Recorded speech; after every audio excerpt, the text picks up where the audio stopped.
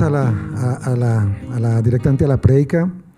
De pronto los que estuvieron hace unos 15 o 20 días, de pronto en mi primera prédica sobre una serie que estoy haciendo un estudio sobre los mandamientos. Entonces, pues seguimos con esa serie y ya hicimos el primer mandamiento, que era: no harás dioses ajenos delante de mí. Y que decía yo que, en otras palabras, y lo confirmaba Jesús en el Nuevo Testamento, está allí donde dice: no amarás a Dios por sobre todas las cosas. Es el primer mandamiento. Pero decía yo que en el Éxodo, los 10 mandamientos se dieron al pueblo de Israel para poder Dios establecer un orden, poder Dios establecer un orden en medio del desorden que el pueblo de Israel tenía. Nada, pues algo parecido con la realidad de hoy no es coincidencia, pero para eso lo estableció Dios, para que nosotros anduviéramos en esa ley, y en esa época pues fue más necesario aún. En Marcos 22, 37, 38 dice la palabra: Jesús le dijo: amarás al Señor tu Dios con todo tu corazón y con toda tu alma y con toda tu mente. Ese es el primero y grande mandamiento. Entonces decíamos que amamos a Dios con el concepto del amor que tenemos. Amamos a Dios con ese amor de pronto ágape, ¿no? De pronto Diosito lindo, oh Dios mío, y te amo y te quiero. Y de pronto lo decimos repetitivamente, que pierde el valor de las palabras, pero que realmente va mucho más allá. Que el amar a Dios por sobre todas las cosas va mucho más allá de lo que Dios quiere. Dios quiere, en la palabra dice, si reflexionamos y nos adentramos más en la palabra, nos damos cuenta que esto va mucho más allá, no solo decirlo, sino demostrarlo con hechos, ¿sí? Entonces, que cada decisión, cada pensamiento, cada acción debe reflejar el amor que le tenemos a Dios. Y cada decisión, cada pensamiento, es morir a nosotros, y es sacrificarnos a nosotros mismos, porque no todas las decisiones o no todos los pensamientos están acorde a la palabra, o no todas le agradan al Señor. Amén.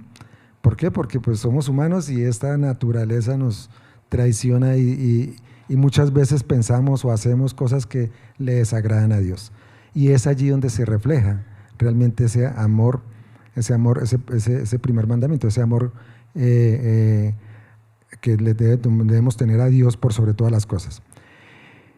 Y ahí venía una gran pregunta que yo hacía, de cómo se vive ese amor, cómo lo desarrollamos por encima de todo, cómo lo desarrollamos por encima de las preocupaciones, de las situaciones complicadas, del trabajo, de las relaciones, de cómo desarrollamos ese amor, realmente ese primer amor, porque el título de la prédica se llama El primer amor, o el mayor amor era que se llama la prédica, el mayor amor.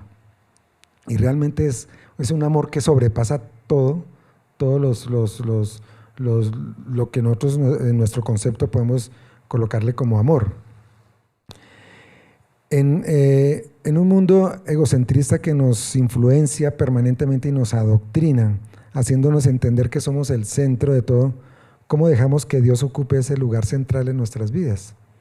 Nosotros somos personas que permanentemente estamos como pensando que todo gira alrededor de nosotros, ¿sí? Y eso es parte de nuestra naturaleza caída. ¿Por qué? Porque así le pasó a muchos en la Biblia, y en el Antiguo y en el Nuevo Testamento le pasó a mucha gente. Y realmente la palabra es la que nos ancla, la palabra es la que nos direcciona, que realmente nos dice y nos revela de que nosotros no somos el centro. Y que mi papá o mi mamá o mi esposa o mi esposo o mis hijos o quien viva conmigo o con quien yo trabaje o con quien yo me relacione se gira alrededor mío. Yo de pronto les he comentado que en el trabajo donde yo me desempeñaba, que era tener un trabajo de responsabilidad y de mucha autoridad, entonces yo era sentado en mi escritorio y quería que todo girara alrededor de mí y que todos vinieran a mi escritorio o a mi oficina, ¿sí?, a resolver los problemas o cuando yo los necesitara. pero después de que realmente conocí al Señor, después de que realmente comencé a caminar con Él, ya comencé a practicar de que yo iba allá. ¿Sí? El Señor me mandó a hacer cosas diferentes.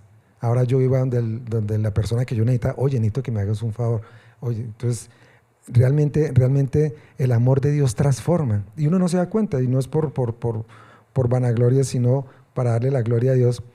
Mi esposa me conoce, como lo he dicho, me conoce más que a mi mamá, porque ya he vivido con ella más años que con mi mamá. Entonces, ella hasta en mi casa, que me sirvan, que me hagan, que los niños, desde que comenzó a caminar mis hijos, pues las chancleticas, a ver, rapidito, y tal, y entonces como que todos queremos que la gente nos sirva, nosotros nos sentimos como ese centro. Y realmente no estaba Dios en mi vida, no estaba Dios por sobre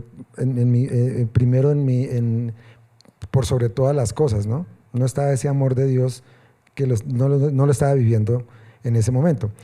Este mandamiento encierra una profundidad inmensa que no solo habla del amor de Dios, sino también de la libertad que encontramos cuando reconocemos que Él es todo y dejamos que ese amor nos transforme, nos guíe y nos haga mejores. Cuando yo comencé a caminar, toda mi familia, la familia de mi esposa o la familia mía, comenzaron a notar esto. Y yo creo que a ustedes les ha pasado lo mismo. Su familia dice, oye, pero ya no eres el mismo, ya no eres la misma. O sea, y ni siquiera te lo dicen, sino comienzan a pensarlo y a mirar, y realmente uno es testimonio y uno es espectáculo al mundo. Dice la palabra, no es espectáculo. Y para mejor, para testimonio, entonces comienzan a decir, bueno, ¿qué le pasó a este? Entonces, bueno, la mayoría sabían que yo era cristiano, pero entonces realmente no vivía una vida conforme a la palabra en ese aspecto. Pero entonces ya de pronto dijeron, sí, es que él le va a la iglesia, es que él es cristiano. Entonces ya parece que ya estaba dando yo ciertos vistos de testimonio de que realmente yo era cristiano. Es amarlo con todo nuestro corazón, con toda nuestra alma y con toda nuestra mente. Yo comentaba eso, que para que nosotros podamos desarrollar realmente ese amor, ¿sí? Necesitamos trabajar en 3 aspectos: nuestra mente, nuestro ser, que es nuestra alma, nuestras emociones, nuestros instintos, nuestro corazón. Decía yo que la palabra misma lo dice, donde está nuestro corazón, donde está nuestro tesoro, allí está nuestro corazón. Porque allí se entrona un ídolo, allí se entrona en estos 3 aspectos. Los ídolos se van metiendo como cuando entra ese virus al computador y usted no lo detecta. Entonces ese virus entra acá. Decía yo que en el mundo tenemos mucha lluvia de imágenes, ¿no? Mucha lluvia de información, que todo podemos recibirlo y no hay forma de retenerlo, porque sería apagar el televisor, sería apagar el celular, sería vivir en una cueva de pronto. Pero estamos en este mundo y estamos siendo bombardeados por información, por imágenes, por un montón de cosas que el enemigo comienza a meternos en la cabeza pensamientos, y esos pensamientos, decía yo, que los podemos filtrar a la luz de la palabra y podemos decir qué pensamientos provienen de Dios y qué pensamientos no provienen de Dios, del enemigo. El Espíritu Santo es el que nos da ese discernimiento. Realmente debemos practicarlo.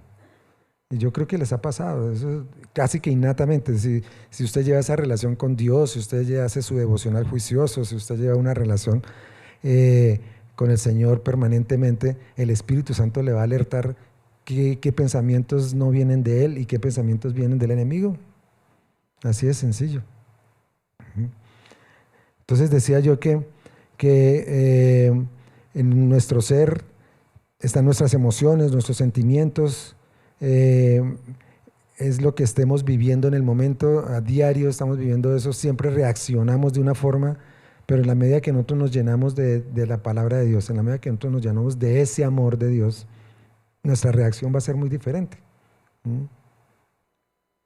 Ahora mi reacción cuando alguien me encierra, bueno, no tengo carro ahorita, pero cuando tengo la oportunidad de manejar, pues mi reacción cuando alguien me cierra en la carretera, pues ya es diferente a como antes. Que antes respondía como con 2 piedras en la mano. Y con toda nuestra mente, decía yo, no podemos controlar todos los pensamientos, decía, bueno, las redes sociales, todo esto, pero sí podemos filtrarlo. Y la idea es que no lleguen a nuestro corazón, ¿sí? Porque después de que lleguen a nuestro corazón va a ser más difícil sacarlos. Después de que lleguen a nuestro corazón va a ser más complicado, porque ya se enraiza ya ese pensamiento, dice la palabra que engañoso es el corazón, pero porque le hemos permitido, ¿sí? Hemos permitido que todo lo que vemos, todo lo que escuchamos y todo lo que tenemos en la mente llegue, ¿sí? Y el enemigo usa la música, si usted permanentemente está escuchando reggaetón o toda esa música que tiene un contenido tan profundo, ¿no? Dos, tres palabras, pero dicen de todo. Entonces, si está permitiendo que eso entre a su corazón, ¿sí? Entonces, permanentemente allí se están depositando todas las cosas. No lo vas a notar, pero va a notarse cuando reacciones a las situaciones complicadas, a la presión. El jefe le dice, pero ya hizo el trabajo, ya hizo el informe, ya espérese que...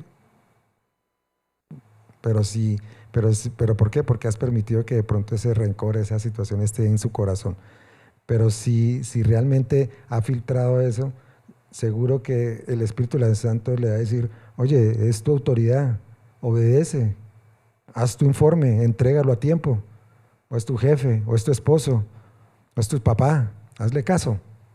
Entonces, cuando la palabra de Dios, cuando uno permite que ese amor, ese primer amor, o ese mayor amor, comienza a trabajar en nuestras vidas, ¿sí?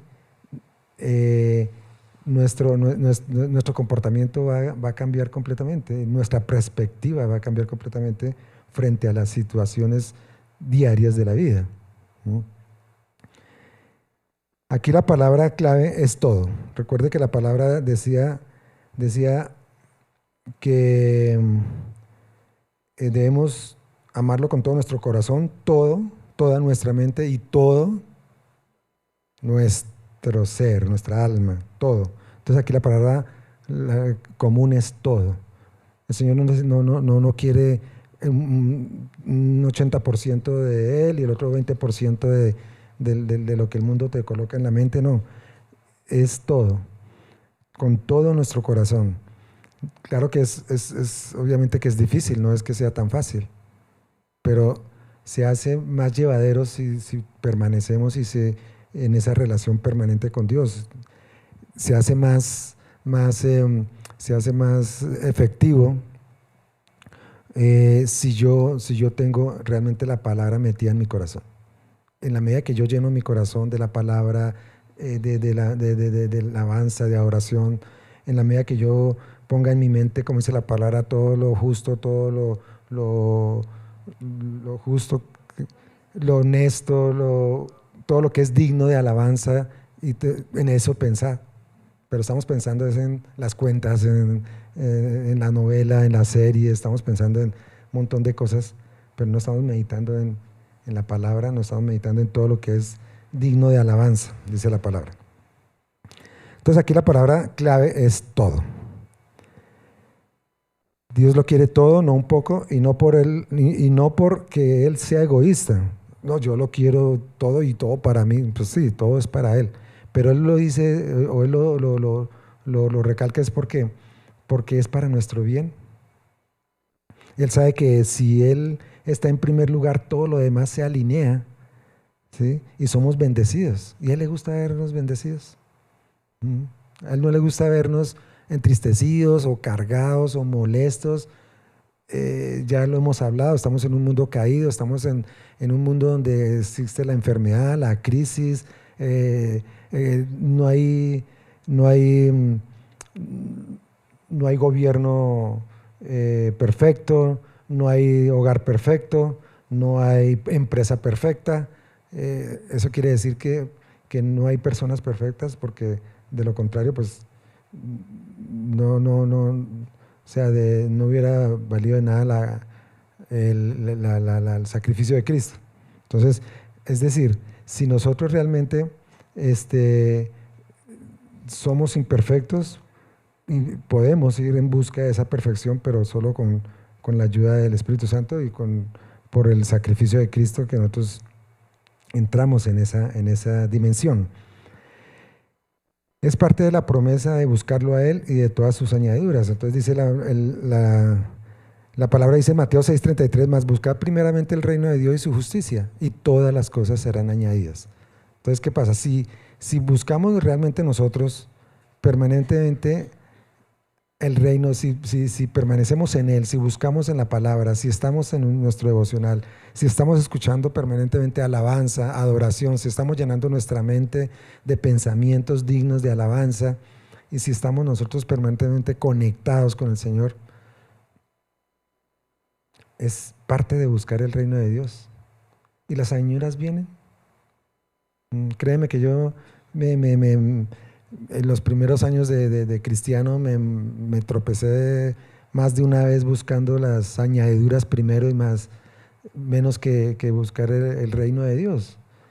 Realmente si hubiera sabido esa vida plena que Dios ha prometido para cada uno de nosotros, y que gracias a Dios pues la hemos vivido y la estamos viviendo con mi esposa, con mi familia, no hubiera perdido tanto tiempo metiéndome en líos con bancos, metiéndome en líos con empresas, metiéndome en líos con jefes, y bueno, muchas cosas que realmente uno por querer buscar esas añadiduras o prenderse a esas añadiduras o a esos ídolos, porque también se vuelven ídolos, me gané muchos problemas. Entonces vamos a nuestro primer punto, y ahí sí, en el segundo mandamiento dice, no te harás imagen. Nuestro primer punto es no te harás imagen. Hoy veremos el segundo mandamiento, no te harás imagen, y así se llama el título de esta prédica. Entonces, si el primer mandamiento era no tendrás dioses ajenos, el segundo es el complemento. Este segundo es el complemento del primero. ¿Por qué es el complemento? Porque en el primer mandamiento vimos de que no te harás dioses ajenos, ¿cierto? Y no te harás, como lo comentaba, esos dioses ajenos son los que colocamos nosotros por encima de Dios en nuestro corazón, en nuestra mente, en nuestro ser, en todos nosotros, y lo colocamos por encima de Cristo. Entonces, el no te harás imagen es materializar a estos dioses. Materializar, darle una forma, darle una imagen. Entonces, si nosotros, lo comenté yo, que si en mi pensamiento está el trabajo, entonces ya lo materializo como, pues todos los días estoy metido en mi trabajo, todos los días estoy metido en las cosas y pensando en las cosas del trabajo. Si para mí el carro es mi ídolo, o pensando en un carro, añorando tener el carro si no lo tengo, pero cuando lo tengo entonces ya lo compro y se materializa, y eso comienza a tener una forma, y es una forma de no me lo toquen, se me rayó, se me ensució. Entonces no te harás ídolos, no te harás imagen. Tiene que ver con materializar todo lo que realmente tenemos en nuestro corazón como ídolo, todo lo que vimos en el primer mandamiento. El primer mandamiento era no tendrás dioses ajenos, y el segundo es el complemento de que estos dioses ajenos que dejamos que nazcan en nuestros corazones se materialicen y lo hagamos imagen. Y de pronto creemos que ya, digamos, yo creo que a todos nos pasó, que escuchábamos este segundo mandamiento, y entonces lo remontábamos a nuestras abuelas, de pronto el crucifijo, de pronto la cruz de las hojitas esas de esto, del laurel, el divino niño, y bueno, un montón de cosas que uno dice, no, eso ya no. Eso no, yo ya me libré de todo eso. Sí, te libraste de todo eso, pero resulta que te libraste de esas imágenes, pero trajiste otras imágenes. Es decir, las sustituiste. ¿Con qué? No sé, ahorita lo vamos a detallar un poquito más. De pronto creemos, ¿sí? De pronto entonces lo sustituimos en lo que tenemos en qué, en nuestras billeteras, en nuestro celular, en las imágenes que tenemos, en las foticos las foticos que pueden ser las foticos de mi hijo, de mi hija, de mi esposa. Ahora, no está mal tener las foticos de la esposa, del hijo, del gato, del perro, ¿sí? O del nieto. Está mal es que se le haga, ¿sí? O que eso, o esa cosa, o esa persona, o eso, o ese animal tengan revelancia por encima de Dios. O sea, tengan ya no es que yo adoro a mi hijo. No, pues está bien que lo ame y lo quiera, pero yo creo que la adoración primero está para Dios. ¿Mm? Entonces, no podemos, es que yo lo adoro, es que adoro, entonces ya se vuelve una dependencia emocional allí con su esposa, con su esposo, y es que mi hijo, es que mi hija, es que mi esposo, y se vuelve una obsesión, y eso es pegarse a esas imágenes, y sacando cada rato la foto de lo que sea ahí. En Éxodo 24 dice, no te harás imagen ni ninguna semejanza de lo que está arriba en el cielo, ni abajo en la tierra, ni en las aguas, ni debajo de la tierra. Entonces, ¿qué pasa? Entonces hacemos un desglose ahí. Dios hace una advertencia primero de lo que hay arriba en el cielo. O sea, tú no te puedes hacer una imagen de lo que lo que está arriba en el cielo. ¿Qué hay arriba en el cielo? ¿Los qué? ¿No sabemos? ¿Cómo que no sabemos? La estrella, la luz. Eh, en el cielo, en el cielo. Dios mismo, ángeles. eh, ¿Qué más hay? Animales, sí, claro. Aves, de pronto, sí, claro. Pero dice, aún así, nosotros no podemos hacer imágenes que mucha gente, y en la antigüedad y eso, de las imágenes que se hacían de ángeles. ¿Mm? Dios lo está prohibiendo ahí. Incluso las imágenes que la iglesia tradicional salieron a flote de cómo era Dios. O sea, ¿quién dijo que Dios tenía barba? No sé, en ninguna forma, en una parte de la Biblia habla de cómo es Dios. Lo único que habla es que Jesús era la imagen visible del Dios invisible. O sea, que Cristo es como nuestra referencia de quién es Dios. Pero en la Biblia no habla de cómo era Cristo, si tenía barba, ojos azules, ojos verdes, o simplemente morenito, o qué, cómo era. No, ahí no dice. Pero el hombre hace una imagen de eso. Y lo peor es que, bueno, viene la reverencia, viene todo, pero no a Dios como tal, el invisible, sino a una estatua, a una imagen representativa. Entonces, eso ha pasado que digamos en las películas, vemos en las películas que, bueno, en la época de nosotros que era el mártir del Calvario, ¿no era? Y mostraban a Jesús que eso parecía un modelo, ojos azules, pelo largo. Yo creo que todo el mundo quería ser Jesús, o queríamos ser Jesús porque era muy, muy guapo. ¿Mm? Pero entonces uno salía, o sea, bueno, y peor, salían llorando, o salíamos llorando cuando lo crucificaban y toda la cosa, y pobrecito, y esto, y bueno, en fin, o sea, todo completamente aparte de lo que dice la palabra. ¿Mm? Y la gente, sobre todo las mujeres, salían con la imagen del Cristo rubio y de ojos claros. Pero la Biblia no dice cómo era. ¿Mm? Entonces, ahí está la palabra donde dice, no te harás imagen de lo que está arriba en el cielo, incluyéndolo a Él. Es que no, yo creo que lo que Dios dice es, a mí no me hagan imagen, usted no sabe cómo soy yo. Usted no puede decir cómo, no puede hacer una pintura. Por más de que los famosos pintores, Da Vinci o no sé qué otros, pinten ángeles, pinten lo que sea, o sea, o pinten al mismo Dios, o al mismo Jesús. Todos los que están allí, que murieron y están gozando de la presencia de Dios. También vemos la oración, es decir, ¿qué más está arriba en el cielo? Pues obviamente todos los que murieron, de pronto los que ya están gozando de la presencia de Dios, ¿sí? Entonces vienen las imágenes de los santos, las imágenes de los profetas, las imágenes de Moisés, o las imágenes de los apóstoles. ¿Mm? Entonces, como todo Dios abarca absolutamente todo para decir no hagan imágenes, absolutamente de nada. Eh, lo que hay en la tierra, entonces también dice, de lo que está arriba y de abajo en la tierra. ¿Y qué hay en la tierra?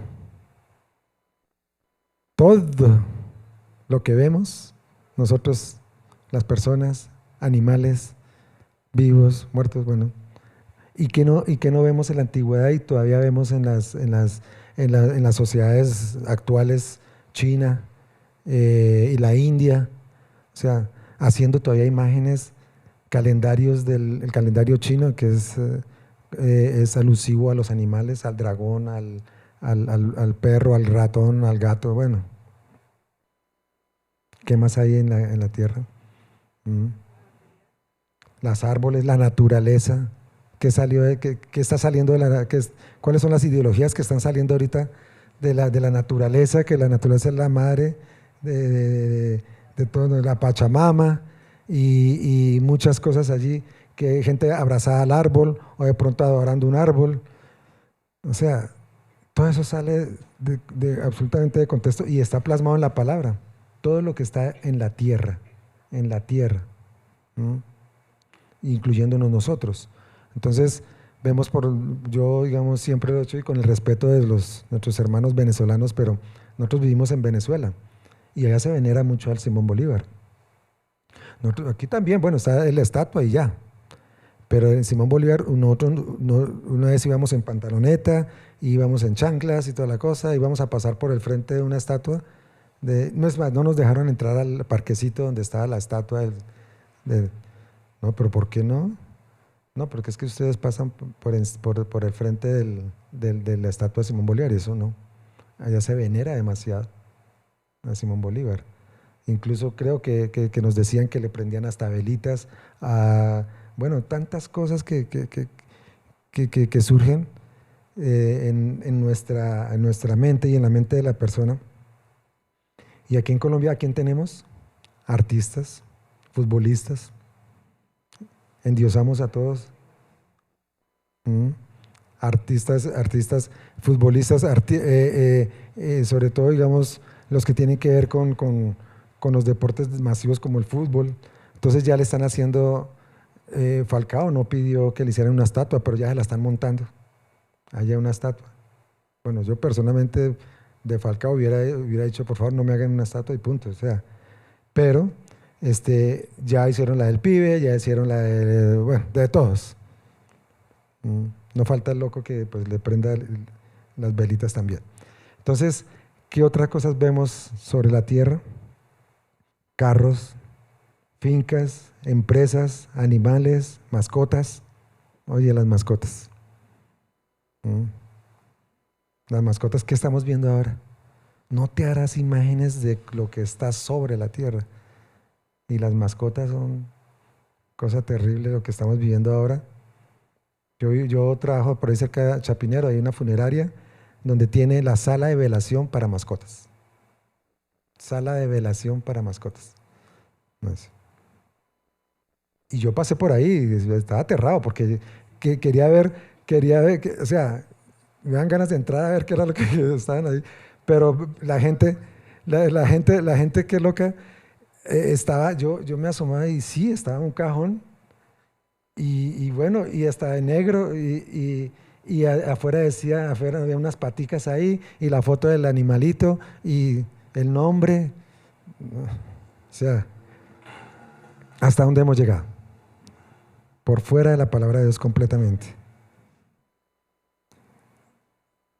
Los animales, bueno, ya vimos los animales.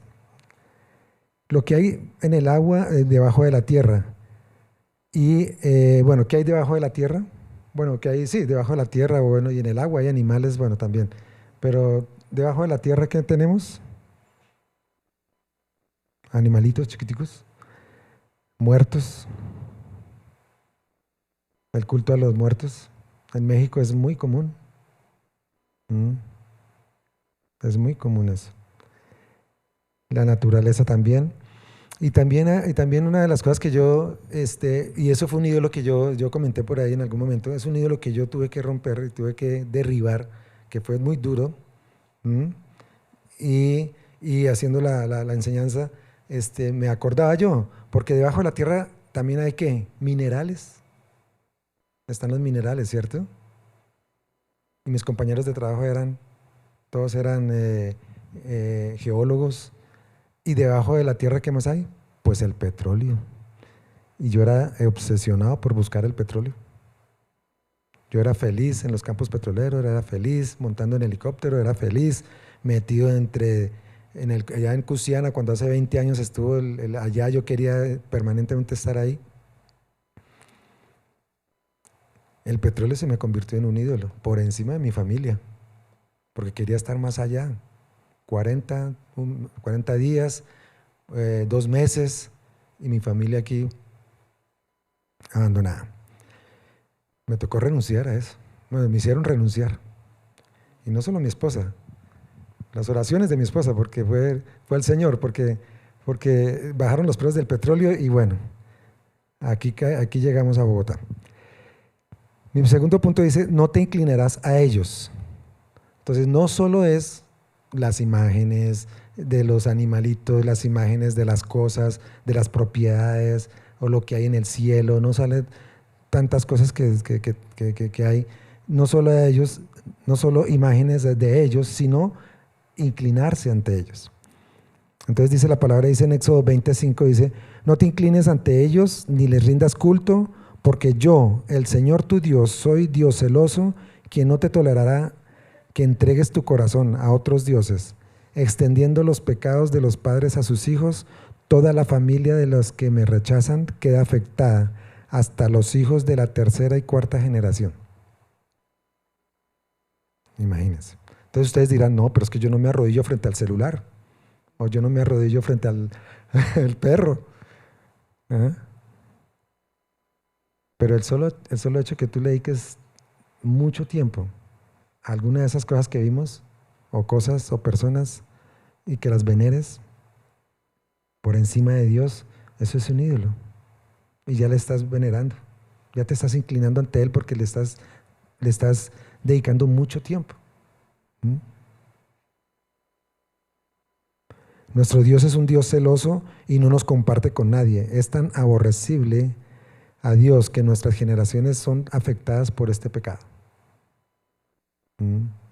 O sea, yo creo que a todos, bueno, los que pasamos de la generación de los 60, 70, de los 70, 60, 70, de que nuestros abuelos, nuestros padres tuvimos bastante influencia de estos ídolos, sobre todo los ídolos que vienen de la tradición católica. Entonces, yo creo que todos vivimos esas situaciones del rosario y todas esas cuestiones de mi mamá, y le gustaba mucho en esa época ir a los sahumerios y limpiar con la ruda, y bueno, nosotros éramos jovencitos, entonces yo creo que muchos vivimos y eso era moda, eso era el desconocimiento de Dios completamente, y eso era como un boom de que todo el mundo que iba a hacerse todos esos riegos y todas esas cosas para ver si la suerte cambiaba. Y en Semana Santa, y cargando con los monumentos, ir a visitar monumentos, eso era, mejor dicho, eso era el paseo. Pero obviamente que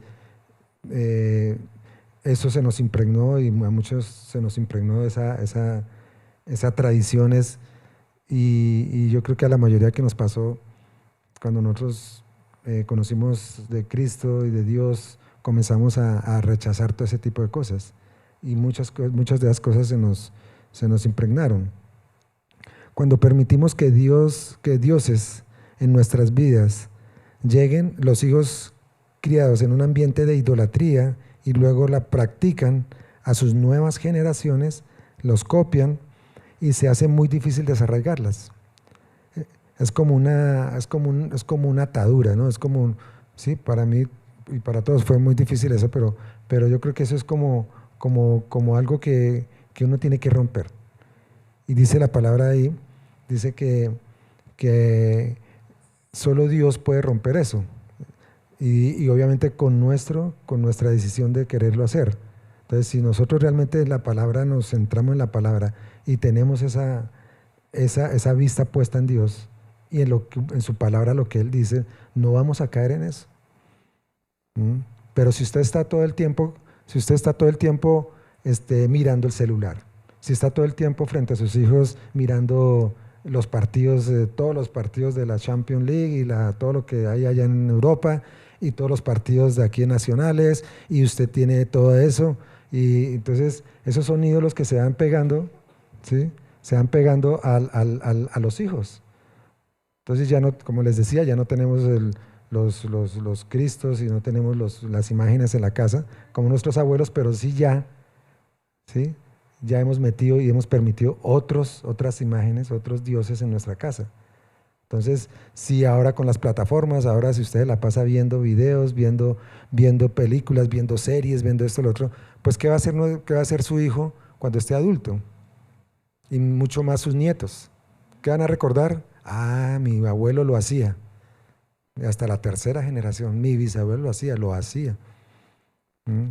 Entonces aquí, cuando se refiere a la tercera y cuarta generación, es como si Dios diera ese espacio donde la parte de la idolatría realmente puede ser sana completamente, ¿sí?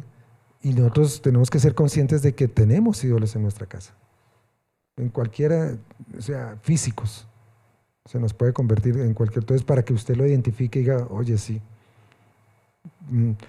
al chico aquel, el PlayStation, el Wii, pero ¿quién es el que le forma eso? Nosotros los padres. También se lo vamos a comprar, pero bueno, el control es y esto es un juego, y es un artefacto para que se distraiga por un tiempo, pero no está por encima del estudio, ni está por encima de Dios, ¿no? Que es que se queda ahí en la casa jugando y mientras está en la iglesia y no quiere ir a la iglesia, entonces ya se forma un ídolo. ¿Y el ídolo qué fue? El aparatico. ¿No? Solo Dios puede cortar esto y desarraigar esa atadura generacional que se forma allí. Y tenemos que ser nosotros, el solo hecho que estemos acá, el solo hecho que nosotros hemos aceptado a Cristo en nuestro corazón, el solo hecho que nosotros realmente sigamos a Cristo y le servimos, ¿sí? Es porque ya hemos dado ese primer paso. El pastor una vez comentaba lo de Wilmar y su familia y sus hijos. Qué lindo que sus hijos están viendo un papá y una mamá comprometidos con Dios en la iglesia, no, no, no, no permitiendo cosas que afecten su vida espiritual en familia, guiando a sus hijos en las cosas de Dios. Ahí se rompió esa atadura, esa maldición generacional que venía de sus abuelos. Quién sabe los abuelos nuestros qué otro tipo de... Nosotros podemos ser o pudimos haber sido y fuimos, digamos, como esa cuarta generación de nuestros bisabuelos, sería el bisabuelo, la cuarta generación. Usted no sabe qué fue lo que hizo el bisabuelo o qué ídolos tenía en esa época.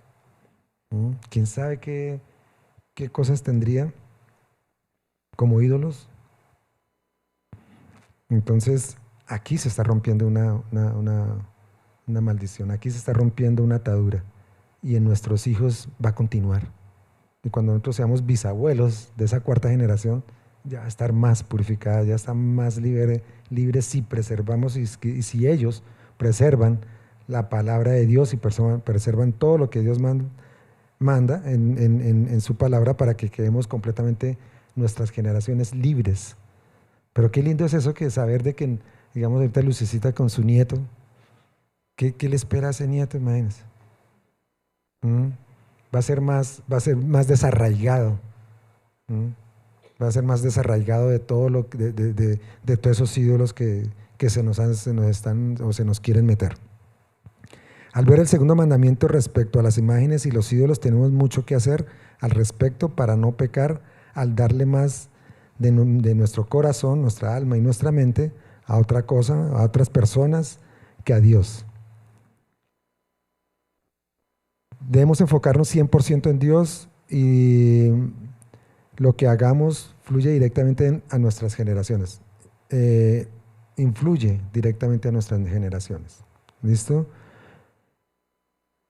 Y es que de lo que se trata no es de que nuestros hijos sean castigados por nuestros pecados, es decir, no es que digamos, en el caso mío, yo lo he dicho, mi papá fue alcohólico y ahora yo no tengo por qué pagar por los pecados de mi papá, pero sí muchas cosas yo fui afectado por ese pecado que mi papá tenía, alcohólico, mujeriego y esto y lo otro. Entonces, muchas de esas cosas, por la misericordia de Dios, que yo pude, digamos, no copiar esa imagen, pero por un buen tiempo estuve antes de casarme, ¿no?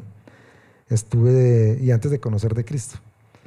Entonces, estuve muy pegado a esa imagen de mi papá, que tenía ese ídolo del trago, tenía ese ídolo de la vida mundana.